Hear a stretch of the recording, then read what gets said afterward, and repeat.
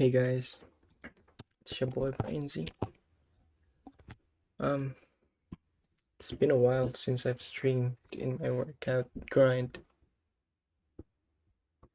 Um, how you guys been? I hope you guys have been keeping consistent. I'd certainly like to stay consistent as well. Welcome to another day of workout grind. Today is Friday. It's 11:32 a.m. I'm supposed to wake up at 6 a.m. I'm supposed to wake up really early so I can help out with some chores here at the house. And then my teeth betrayed me. Last night, yeah, two of my teeth, they act up on me, They both hurt, both my molars and my left molars, upper, lower. They have been, they have been damaged, yeah. And it was the case for a while already. I have bad teeth since I was a kid. I just have some tooth fillings, but it was too late. It already reached the nerves, the pulp thing. I don't know what it was called. I should have had root cavity, but it's too expensive. We can't afford it, so I just had the tooth filling. So every now and then I feel very, very chronic pain from both of these areas. The good thing about the lower teeth, which has been damaged for a long, long time, is when it hurts, it will hurt for just a couple of hours, like 1 hour, 2 hour tops, and then it'll fade away. The upper one, it lasted the whole night. It still hurts right now, you know? It's a bit numbing, but it still hurts. Not as much last night, but can you imagine trying to sleep and then there's a very, very sharp pain in your teeth? You just can't ignore it. It's painful. So right now I have disrupted sleep and my total sleep time is probably like 3-4 hours. So it might not be a good idea for me to work out for long. The reason I haven't been consistent lately with my workout grinds is because I haven't been waking up at 6 a.m. every morning lately. I don't know. I can't keep up the consistency of me sleeping at 10 a.m. I mean 10 p.m. There's always something that's gonna happen, like me trying to help out with chores downstairs, or people are still awake. I don't want to be the one that's first to like in bed and then they're whatever. And I don't want to blame that to them too, because when I go upstairs at 10 a.m. I still watch Facebook or like whatever, called my girlfriend or something. There's still a lot of things to do, and yeah, that requires discipline, because I could have done that before. Like I was really disciplined before. So not making excuses. It's still on me. Just I just feel like, I don't know, trapped or something. I can't bring myself to wake up at 6 if I can't sleep at 10 a.m. and 10 p.m. And I really am trying my best to sleep at that time, but just can't for some reason. But anyways, nobody's at home at the moment. That's the first time that it's happened for a while that it's just me. So I have some free time. Usually when in the weekdays, when the 6 a.m. I wake up at 6 a.m. That's the only time, 6 to like 8 a.m. That's the only time that I'll be able to like do my own things. And beyond that, I just have to like go downstairs and help with chores and stuff. So right now I have free time. So I'm gonna do some biceps. It's supposedly like a chest day in Friday.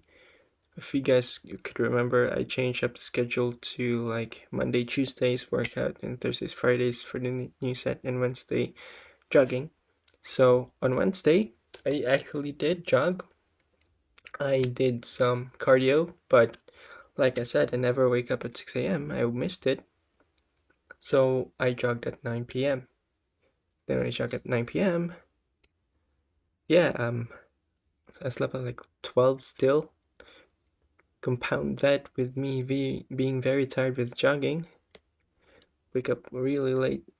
I was hoping I was like from the jogging I could break the habit of sleeping late. I mean waking up late. Nah. Anyways, yeah, what else? Oh, it's been a while since I've made a stream, so there's not much live update for me from then. But now, I'll tell you guys, I finished Pirkada, one of my biggest projects that I've been cooking up since the beginning of my college senior years or whatever. That's that's my first and only project that I've created from scratch, no tutorials or whatever. So I was really happy, but also kind of disappointed because lots of companies might not like that project because it's based on an XAMPP stack, so it's not really applicable to modern frameworks right now like React. I was trying to focus on that, but initially I was like, oh my god, it's a waste if I'm just going to start from scratch and I'm gonna like discard every progress that I've had in my senior years. I'm just gonna finish this. It'll be a quick project, a week or two will be fine, and then I'm done. It turns out there's a lot of things that happened. I really wanted to try to perfect it as much as I can. So I did a lot of code cleanup, refactoring, added more unnecessary features, and the project got bigger and bigger. It's harder for me to manage, and eventually there's a lot of legacy code that I needed to fill up, and it's just so stupid, and I really wasted a lot of time from that. It was so unnecessary, but it's done. At the end of the day, I don't regret doing it either way. I'm still happy that I commit to a project that I've initially started, and then I finished it strong, you know. So my girlfriend is gonna present that to the OGC. They're gonna use that system. Hopefully, it's a online platform or whatever. And yeah, that's good stuff. Good stuff. What else? Ooh, um, since after finishing my project, I have been trying to delve with other projects, or I have the alternative thing to do, which is look for jobs. And so I'm trying to think of things that I need to do. Like, am I qualified enough to apply for a job or something, or do I need to like create another project that is actually based on React rather than XAMPP, so I can have a little bit more confidence in doing projects or something, whatever. So yeah, I'm thinking of maybe delaying a bit the process. I'm sorry. I'm thinking of should I actually? I think I really should find a job. Then come on, I need to find a job. I just don't know. I don't know. I just have a MERN tutorial project that I just copied from YouTube, and I just have a little bit of point of reference. Now I'm a bit rusty because that's over like 6 months ago, 3 months ago. I still know a little bit about uSelector and class hierarchies or whatever, and I did apply some of those in my XM stack, but it's just different from when you're actually using the language that you're going to try to apply to. I'm gonna try to apply for React, so I need to have a lot of React projects. And apparently you need to have like 3 projects. You need to have like a showcase project where you really know how to use some functions like API calls, RESTful APIs, how to deploy, maintain, have CI/CD, DevOps, whatever. And then you need to have a project where you need to showcase how stylish you are with some web platforms, so you can be like a really good front-end developer. But I think it's a little bit too bloated for people to like apply for front-end developers right now. Even applying for full stack developers are pretty much overrated, especially because let's face it, there's AI at the moment, and a lot of people can like apply for like create their own projects or apps without even having to learn how to code. Mostly, you just like use lovable AI. You just use, I don't know, whatever there is. I'm gonna try to explore that as well, so keep in touch. Yeah, so it's just level of demand for software development is always high. It's even rising, but it's just like the the product, the number of people going for it is increasing exponentially, right? So it can catch up, and job applications are just increasing, and openings going low. I'm pretty scared of my life actually right now because I'm trying to apply for a 190 visa in Australia, but it looks like it's not gonna happen. And I'm trying my best, like I really am, and that's why maybe I really need to find like a job. You should prioritize that actually. Yeah, that's true. So I'm gonna find for a job. Maybe I'll just do like a month of React, straight up grind. Then I can do it. I think I still have time. It's like March. Yeah, yeah. Okay, I could go until March to April 14th for a React project. And I'm just gonna use the Lovable script deploy or something, just to be a little bit more familiar with things. So yeah, I've been yapping for a lot. I've been yapping for over 10 minutes already. So I don't think there's much way to end things. Oh, also just a little life updates. I just wanna take this off my chest because it's been bubbling up for a while. Also, I saved up enough so I can send out another money in my for my mother. So I'm investing for like an apartment my thing. So I currently have like two buildings there in the Philippines. They earn like 5K a month. So that's like 10K a month. As if what is that? In see 10,000 divided by 35. That's $285 a month, which is pretty small, to be honest with you. It's not that much, but I did the math, and there's this ING Orange account as well. It's like a deposit account. It has a 10%, or was it 5.5% per annum, and putting my money there, whereas putting my money in the Philippines, it's better. I mean, like it's worse, like by a mile. And yeah, so you got that going on. I gave that money to my mother. A lot of people going in there as well. Which is pretty good, pretty great. Next up is I really am trying to pursue my laptop business, but it's really finicky, and I really need someone to like guide me and how to like manage freight and stuff. I need to like handle how to like manage tax or establish a business, or how eligible I am to open a business while I'm in a student visa.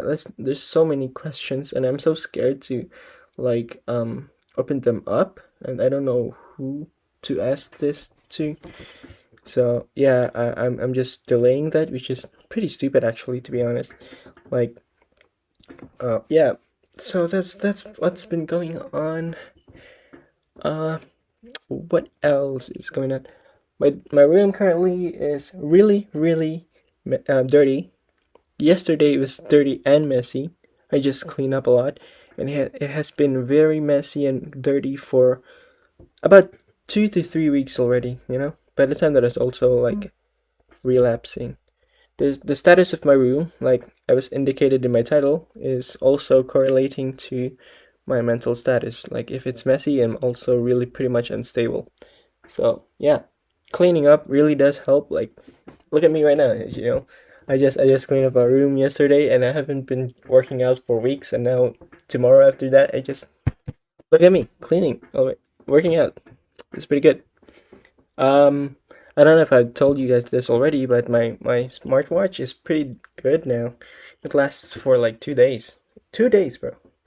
Before it only lasts for like 2 hours, and it was in battery saving mode. It was like everything closed, no apps installed, no nothing running in the background or anything. It still lasts for 2 hours. Now I set everything on, location on, NFC on, AOD. Look at this. Look at this piece of shit. And it lasts for like a day, whole day. Pretty cool. You good, bro? What's this not work? What's not turning on? It shut off. But yeah, it's pretty good now. What else? Oh, I did finish some of my resume again because apparently Coco's account for Canva got like blocked because she was pro and she's not supposed to be pro anymore. So yeah, she got blocked or whatever. So I don't have access to a lot of things, including my CV that was over there. So I had to create one. And I'm probably actually gonna try to apply jobs now and see. I haven't actually applied to jobs before. I don't know. I'm not prepared for interviews. I'm not prepared for what they were gonna ask or something. Like I don't know. And yes, I'm just trying to like that's why I need to familiarize myself with React, because yes, I can create handlers. Yes, I can create like controllers or routers or whatever the fuck. But I don't. If you tell me just create a button that when you click it increases, I'll deadass be like, oh my god, how do I do that again? That is crazy. That's so basic. And I'm just scared. Like, oh my god, if I'm gonna get scared by doing that, oh my god, imagine what I'm gonna get scared in my interviews, bro. So I really need to refresh on like React courses before. I'm just gonna. Yeah, that's true. Just 1 month. Just 1 month. Give me one more month. Fucking Pirkada, bro. Stupid ass Pirkada. But yeah, I've been yapping already for 15 minutes. That's way more enough time for me to just have a little update on you guys. Tomorrow, fuck more yapping. Tomorrow I'll be in school. I'll be waking up early, no matter what. Like my body is the stupid thing. When I really need to wake up early, like for school or something, I do actually wake up. Like it senses this urgency or something.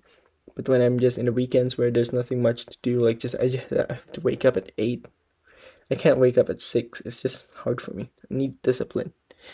So whatever. I'm just setting up my smartwatch here. I already got my pre going on, and I just need to like set up a little bit of music, but I don't want to actually because I wanted to like listen to the background noise in case people come inside already or something. So I need to be aware of that going on at the background. So yeah, see, I'm not really that comfortable working during the day when people are around because they will need me or whatever. So yeah, in the meantime, I'll actually want to listen to some networking stuff while doing this because I'm really interested in learning some stupid stuff like that. Anyways, I'm just gonna change my short as well because I'm wearing pants. Doing that, just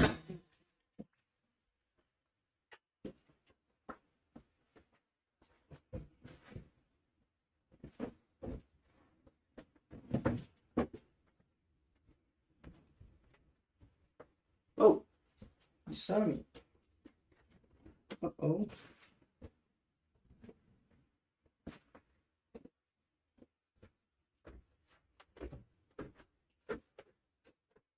There. We're ready to roll, bro. We're ready to roll. Let's go.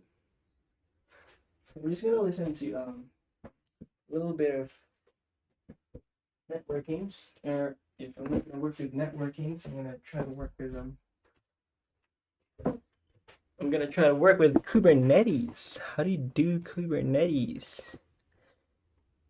I'm gonna do that while working out. Look at me being great, all productive and shit, huh?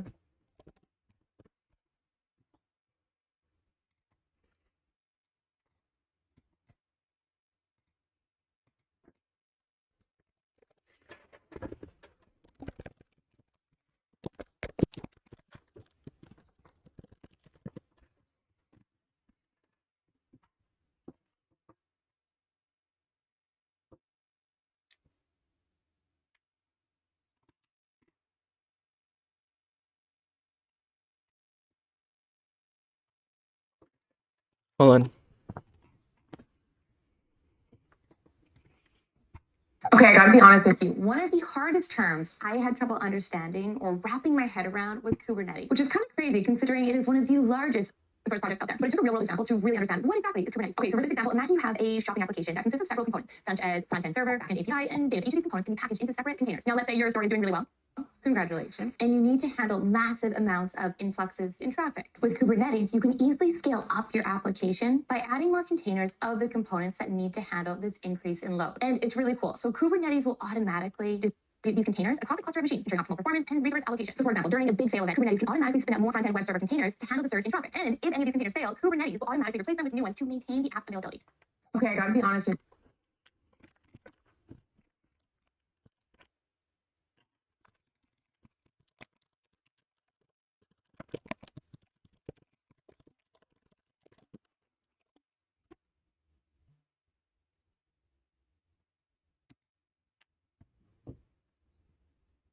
Do you want to stay ahead of AI by learning modern front-end skills that even Devin can't beat? This want to stay ahead of AI by learning modern front-end skills Let's tell in React, Next.js, TypeScript, whatever the fuck.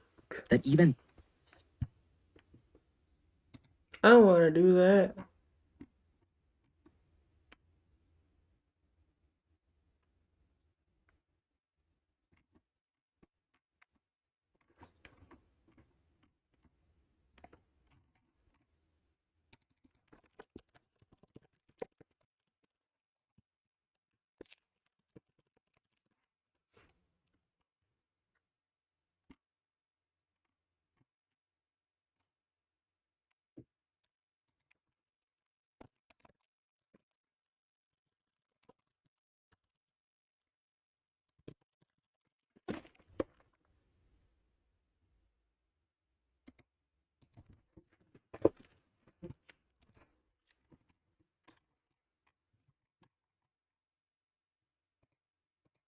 I don't even know what UX means.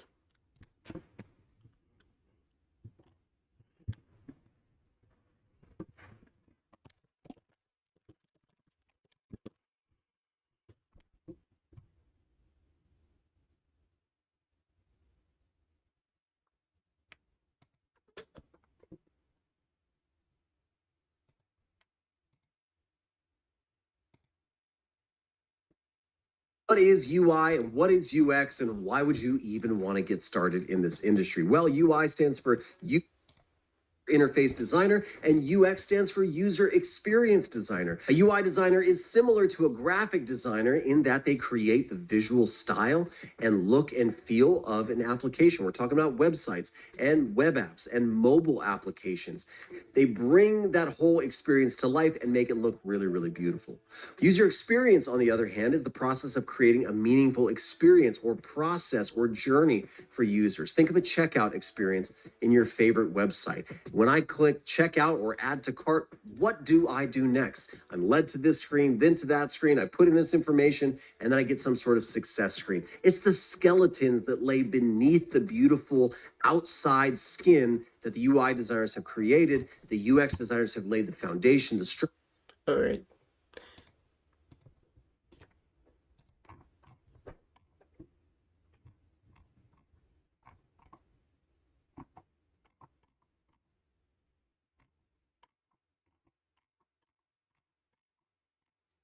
Fuck you.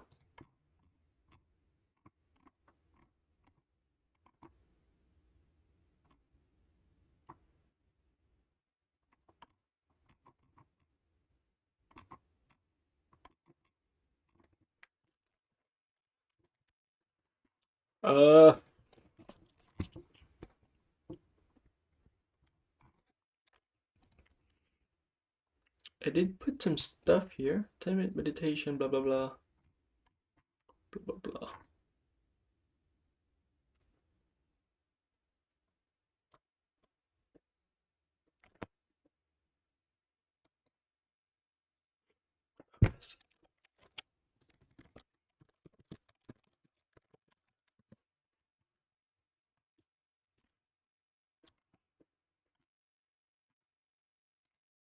Right, let's start.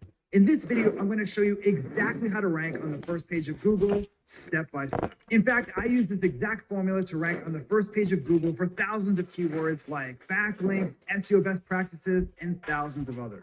Then I sold that site, started another site from scratch, and grew that site from 0 to 400,000 visitors per month. Okay, enough bragging. Let's get into the actual steps. And don't worry, this isn't going to be the same generic SEO advice you've probably seen 1,000 times before, like create great content, use keywords on your page, make sure your site loads quickly, and all that stuff that you've probably seen a million times before. Yeah, that stuff can help a little bit, and this is an SEO video for beginners, so it is important to get the basics right. But if you want to rank for competitive keywords, that stuff might help a little bit, but it's not really going to take your site to the first page of Google for really competitive keywords. What will? The steps that I'm about to lay out for you right now, starting with step number 1, which is to find 5 keywords. So you probably already know that SEO is really all about keywords. It's all about ranking for keywords that your customers search for. And there are a bunch of different strategies, tools, and tactics for finding them. But one of the easiest and most effective is to use Google Autocomplete. All you need to do for this to work is type in a keyword that you think a customer might search for and look for the suggestions that Google gives you. These are great for 2 reasons. First of all, these keywords are usually keywords people are searching for now, so they tend to be trending a little bit. That way you can get in early and sort of ride the wave as more people search for that term. But more importantly, they're usually long tail keywords, which are much less competitive than most keywords that people go after. One of the biggest mistakes people make that are new to SEO is that they go after really competitive keywords, and they're usually keywords that people first think of when they think of their business. So for example, let's say you run a skincare brand and you want to create a blog post around the keyword skincare routine. Now on the surface, this is a good keyword because it's something that your customers probably search for. The problem is it's just way too competitive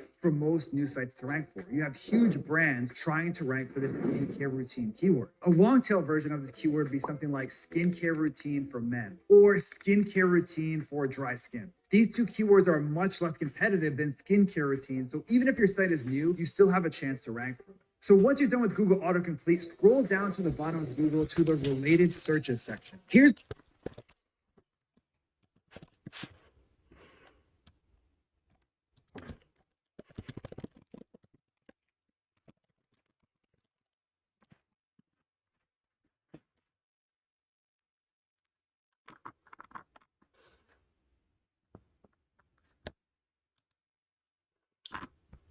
The first rule of search engine optimization is create really good content. The second rule of search engine optimization is create really good content. If human beings don't want to engage with your content, then Google doesn't want to either. We live in the age of machine learning and quantum computing. You can't just stuff a bunch of keywords into a page and expect to do well. When Google first came about in the late 90s, it was based on an algorithm called PageRank, which weighted relevance and search ranking based on the number of inbound links that a site had. People quickly learned how to exploit the algorithm by spamming backlinks all over the internet to increase a site's page rank.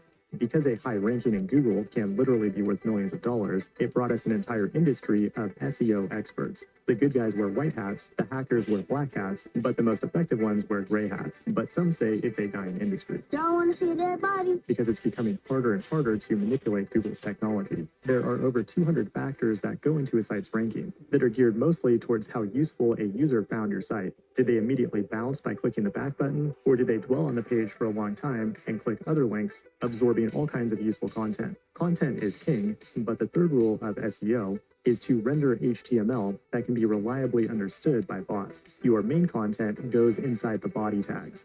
When Google crawls your site, it will use semantic HTML elements to understand the content on the page. You might put your main content in an article tag, then put your most important keywords in headings or H tags to signal what your page is about. Furthermore, your HTML should be accessible. Use alt tags and images and ARIA tags where needed to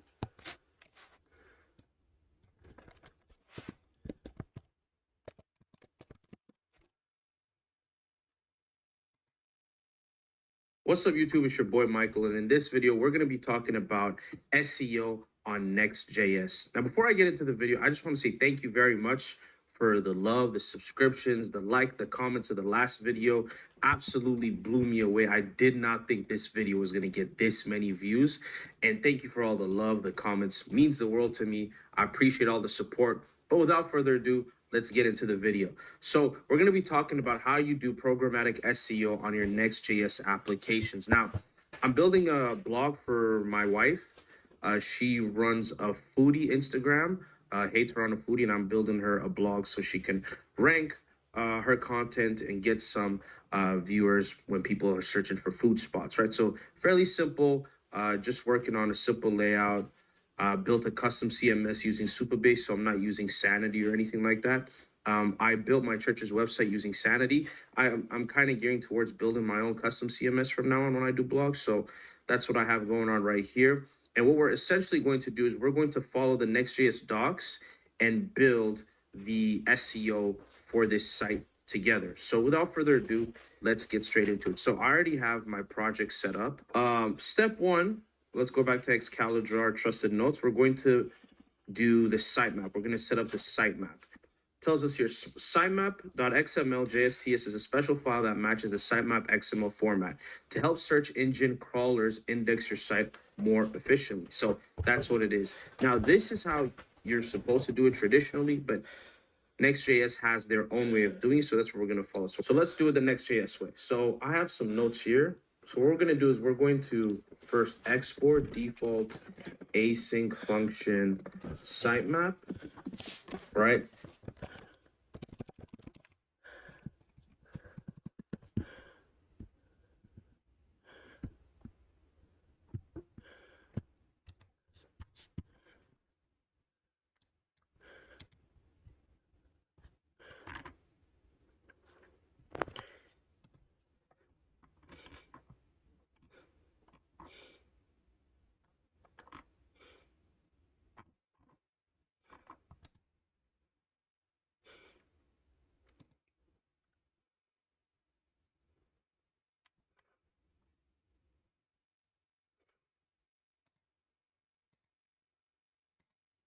And as you can see here on this code, when you see this return array right here, it's an array of objects with the URL, last modified, change frequency, and priority. So what I'm going to do is I'm just going to keep it simple.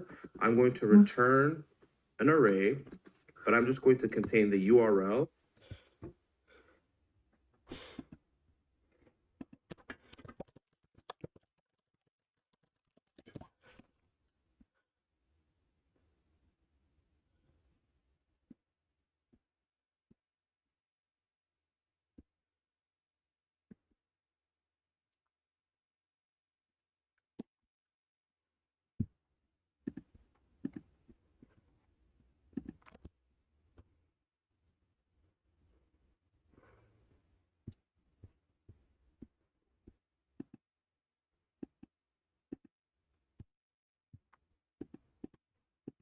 Modified, change frequency, and priority. So what I'm going to do is I'm just going to keep it simple.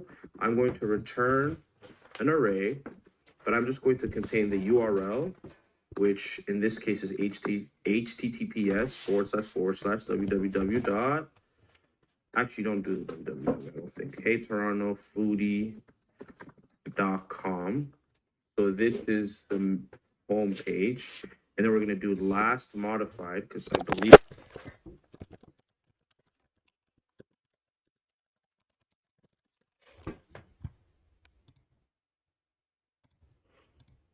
this is important. Last modified. And then we're just going to do new date. Right? So this just indexes your main page, your home page. And again, this is what Next.js is going to output for us. So it's going to output the URL and then the last modified is going to be there.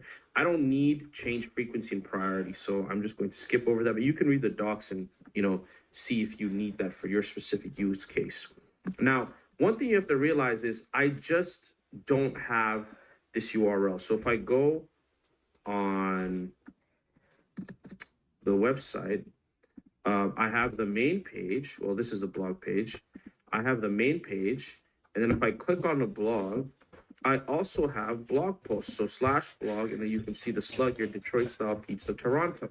So /blog, you can see the slug here, Detroit style pizza, Toronto.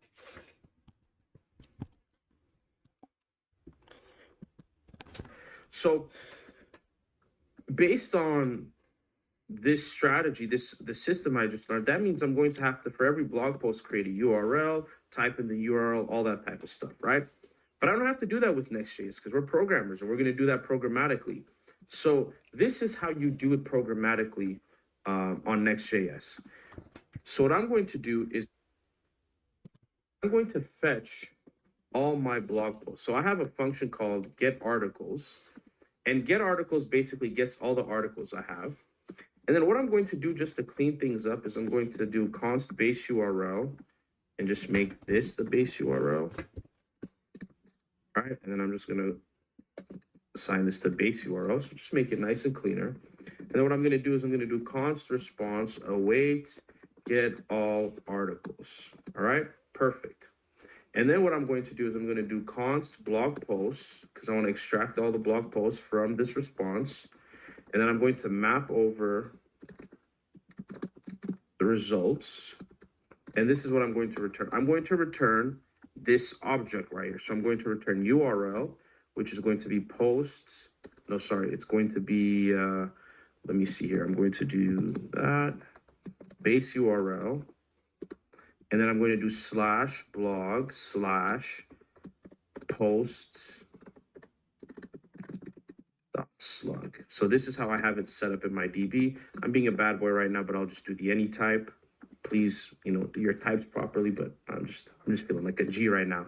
And I'll do last modified to be posts dot created at. So I essentially just created an array of these objects. So what I'm going to do is I'm going to take this blog post and then I'm just going to spread it here. So now, not only am I getting my main page, but I'm also getting each individual blog post URL. And let's say I add a blog post to my CMS, to my DB, it will capture it here. So why don't we just check this out? So let's do yarn dev. We have our local host here. Let's just make sure it works.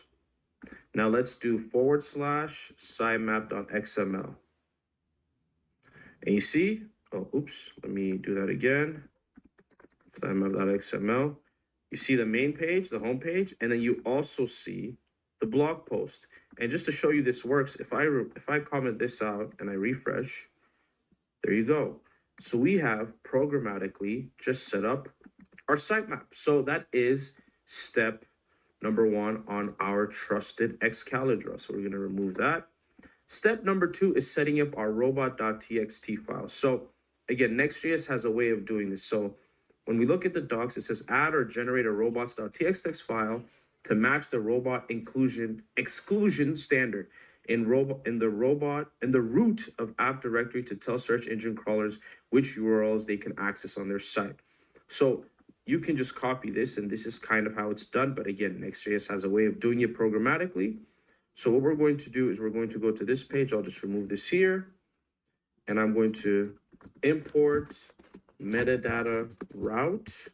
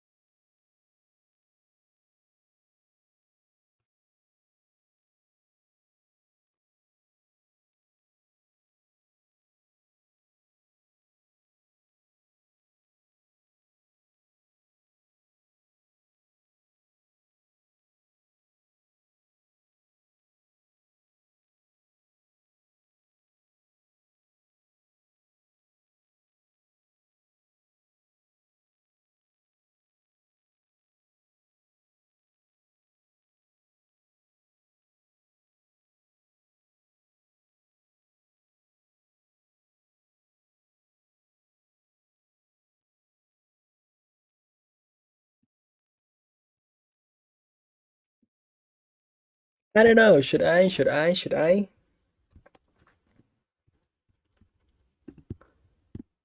God.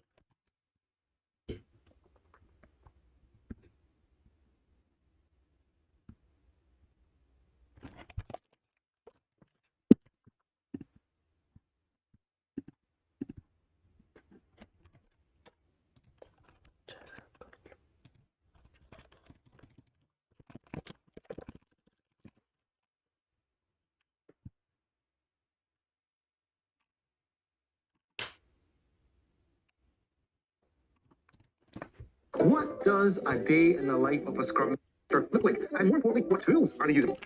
Let me show you. First, they should check the Jira Kanban board to see how well the team are performing. Second, they should be attending daily stand-up meetings to check the alignment with the team. Third, facilitate individual tasks via instant messaging tools such as Slack. Fourth, the team might have upcoming meeting slots which you as a Scrum Master has to book through Microsoft Outlook.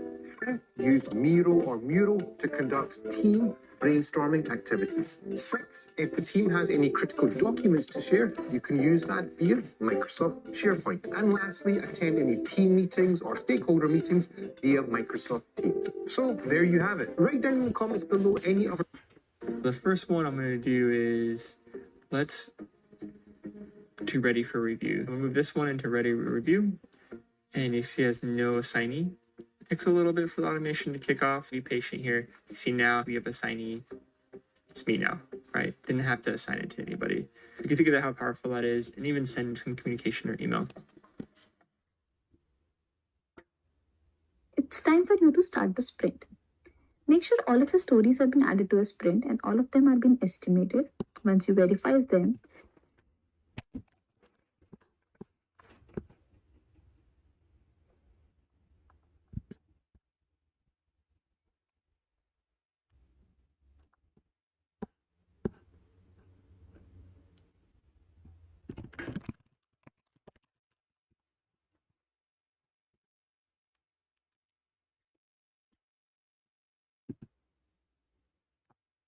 Hey everyone, welcome to RCV Academy. Today we are introducing another course on Jira Roadmap. Now Jira Roadmap is a very important feature within Jira software that you can utilize to successfully deliver and track the progress of the project within the team or across multiple teams within the portfolio. Jira Roadmap comes in different flavors, Jira Basic Roadmap and Jira Advanced Roadmap. And as part of this training, I'll be covering from the Jira Basic Roadmap and then we'll be going through to the Advanced Roadmap and how you can use Advanced Roadmap at the enterprise level to manage work across multiple teams and successfully deliver the work and track the work and how it progresses. Jira Roadmap provides a lot of good functionalities and features which will be absolutely helpful for the work within your teams and across multiple teams. So we'll get all those details in this particular course and training. So let's get started. My name is Manish Verma and I'm certified Jira project administrator and I've been using Jira for more than 8 years now. So before we proceed further, I would like to mention that this video is sponsored by Jexo, an innovative company that builds work planning apps for Jira Cloud, such as Foxley, a plug and play prioritization and planning app which is designed to take the guesswork out of the prioritization so that every backlog item counts. Check the link or description below for more on Foxley. Thank you. So let's go ahead and see what are the course contents that I'll be covering as part of this course. So in terms of course contents, we'll be starting from the introduction. What exactly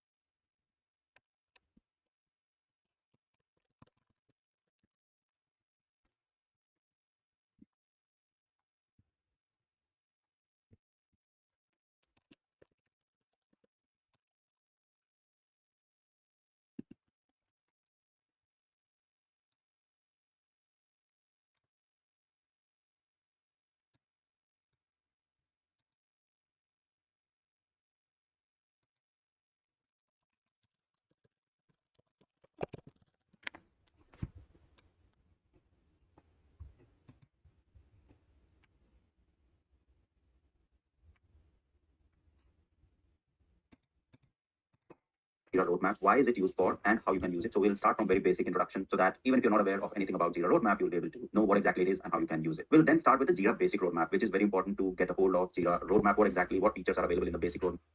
See what exactly is Jira Roadmap. So Jira Roadmaps help in long-term planning. And we know that long-term planning is very challenging in the project. So when you're planning for 3 to 6 months down the line, it becomes really challenging to see how the work is progressing in those 3 months or what needs to be done. So basically at the high level, you know what work needs to be done, but then how you plan it and then manage the dependencies, how the work is being progressed within those 3 to 6 months, it becomes really challenging if you're just managing your task within the spreadsheet or not having a tool that helps you to visualize all of that at one place. And Jira Roadmap is the tool that will help you to visualize all of that long-term planning that you need to do for your team or project or at the portfolio level very easily, and will show you all the details visually within Jira itself, right? So that's what a high-level Jira Roadmap is all about.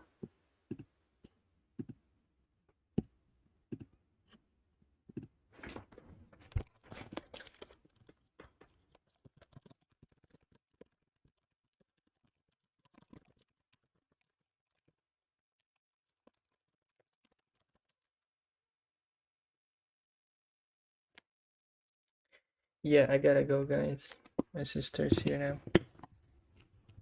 See ya.